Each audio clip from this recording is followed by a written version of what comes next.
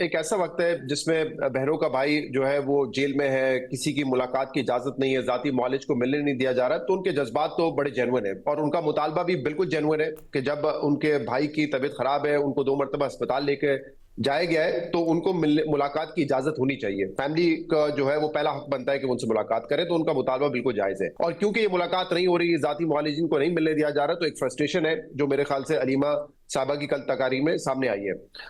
Ideal है, बिल्कुल नहीं है, क्योंकि पार्टी को अगर आप इस तरीके से चौराहे पे खड़े कर देंगे तो पार्टी में जो फ्रेगमेंटेशन है वो मजीद ज्यादा बढ़ेगी और इसके असरात भी आना शुरू हो गए। और आपकी ऑब्जर्वेशन बिल्कुल दुरुस्त है। पहले जो है दबे अल्फाजों में बातचीत होती थी, या फिर अगर आप ऑफ द रिकॉर्ड डिस्कशन कर रहे हैं तो इस तरह के मामला सामने आते थे। लेकिन अब खुल के उन्होंने पार्टी की जो मेन लीडरशिप है उस पर उन्होंने एक तनकीद भी की है और शक का इजहार भी किया है। कल आपने सुना होगा, इसका एक सबूत हमने देखा कि एक प्रोग्राम में शेख वकास आए हुए थे जो पार्टी के इस वक्त तर्जुमान है।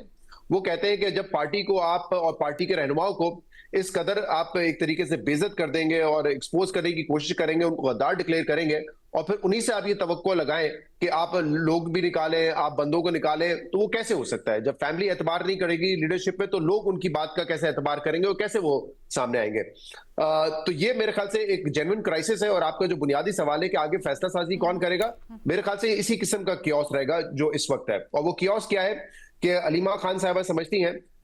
जैसे उन्होंने अपनी तकरीर में कहा कल, कि बहुत सारे लोग ऐसे हैं जो कि जिनको टिकट दिया गया, उसमें से लॉयर्स थे बहुत ज्यादा,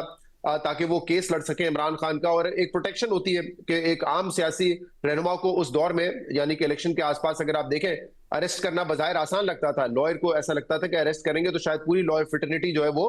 खड़ी हो जाएगी उसके लिए, इसीलिए उनको टिकट दिए गए। लेकिन अब वो समझती है कि उस तरीके से ना वो अडियाला जेल के बाहर आते हैं, ना अदालत में जो है वो कार्रवाई कर रहे होते हैं। ऑल्दो आपको पता है, इंटरेस्टिंगली जब ये कल बात कर रही थी तो उसी वक्त लतीफ खोसा साहब की सुप्रीम कोर्ट में एक पिटीशन दायर की गई थी जिसमें उन्होंने कहा है कि उनको जेल से मुंतकिल करके अस्पताल भेजा जाए। तो